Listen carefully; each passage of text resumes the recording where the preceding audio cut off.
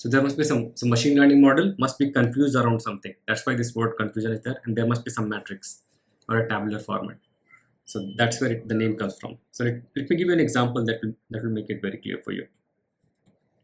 For example, I'll just go with two classes. So binary classification for now, so that, and it can be extended to multiple classes also. So let's see, for example, we have an e-commerce company and which sells multiple variety of clothes. Okay, and it has images of all the clothes that are listed on its website. And now the e-commerce company wants to classify them as what are the different kinds of clothes available. Okay, and out of that, for example, let's see that we have shirt. Okay, say for example we want to classify two classes. Say for example we want to classify images of shirt and jackets. So there are a lot of images. Some of them could be shirts and some of them could be jackets. Sometimes when you have long sleeve shirts, it can be confused with a jacket also, and that will be very difficult for machine learning model to identify. And sometimes there are very thin jackets that can be confused with a long sleeve shirt. Okay, so let's understand what happens. So let's draw the matrix. So there are two classes. Okay, so on this side we'll put like what is the actual, we know what is actual label, we know the image. Okay, what it is, it has an actual label.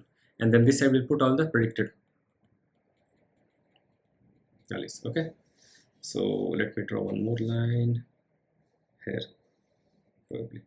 Okay, so this is it. So these are the images. We have actual image of a shirt. Okay, and here we have that the model predicted this is the model's prediction. So model predicted this as a shirt, and here we have, say for example, actual jacket, and here this is the model predicted it as jacket. Okay, this is the actual side. So let me highlight. This is your actual, another color. This is your actual and this is your predicted. Okay, so if the image is actually of a shirt and the model predicts it as a shirt, no problem, this is good. Okay, so the model has identified it well, no problem. Similarly, if it's actually jacket and the model actually a jacket and the model predicts it as jacket, no problem. So if it lies in this cell, this diagonal, okay, then there is no problem, everything is working fine. So the model is working fine if it predicts it fine.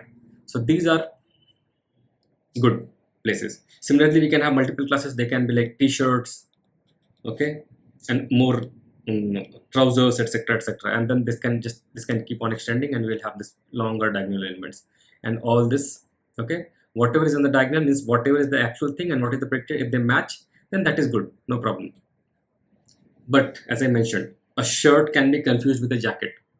Okay, so if a shirt, okay, and if my point of reference, if I'm looking with respect to a shirt, that is my actual thing that I'm looking for, that whether all the shirts are classified well or not.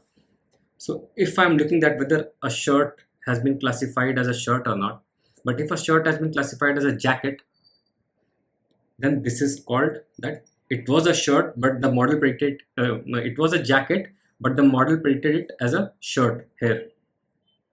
So from point of view of shirt, this is a false positive. We call this a false positive because the shirt say this is the positive label. So one, we can say this is positive and this is negative. So again, this is a negative. Just for reference, one is for getting the terms, understanding the terms. So that is my reference point. So with respect to shirt, okay, I predicted a jacket as a shirt. So this was not a shirt, but it was jacket. So falsely I predicted it as a shirt. So these are called false positives. I hope the term is clear. Okay, so this is a false positive because we have predicted it as positive, but actually it was a negative, which is not a shirt. Anything, it can be anything, but it was not a shirt. This is a false positive. And similarly, if you go in this cell, so this is called false negative. Okay, why this is false negative? These are all true. These are your true positive. If you say the terms, these are true positives. This is your true positive and this is your true negative. Okay, this is true positive because all is true. So the word you should care about is true. So this is true positive and true negative. With respect to one, I have marked as positive and negative. So these are true, no problem. Everything is working fine. But something has been falsely predicted as what it was not. The model confused a jacket as a shirt and predicted it as a shirt. So this is a false positive.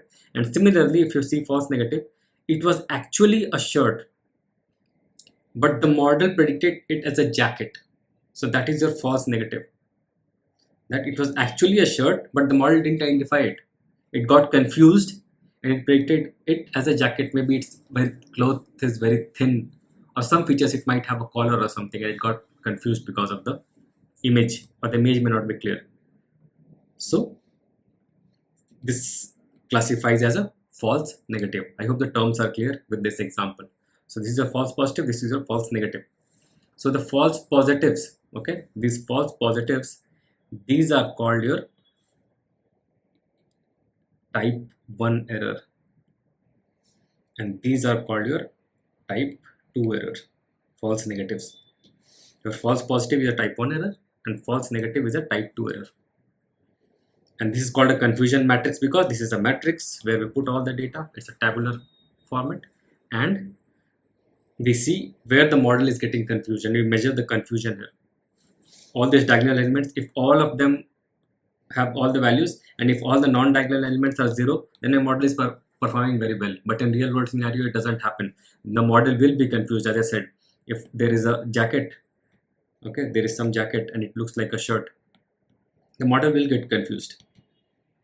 Okay, similarly, if there is a shirt which looks like a jacket, thick cloth or something, then the model will get confused. Even humans can get confused. Okay, so that's the broad understanding. I hope the terms are clear.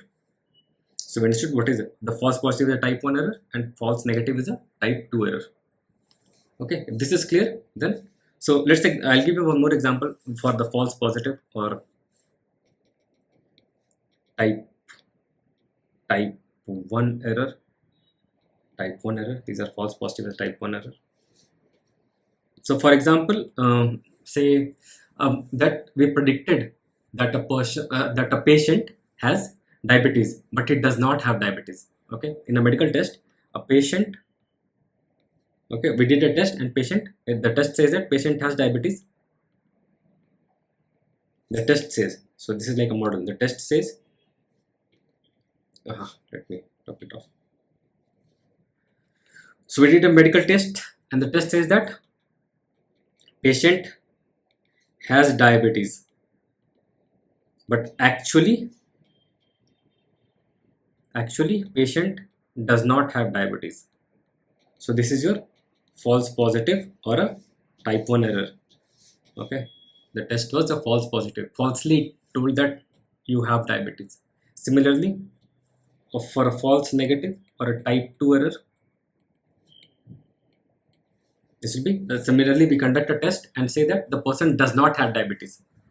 So we conducted a test and the test says that patient does not have diabetes, but actually the person has diabetes, and actually the truth is the patient has diabetes. So this is your false negative, right? This is your false negative. Actually the person had, but it told it, the test gave negative. Okay, I hope the terms are clear now.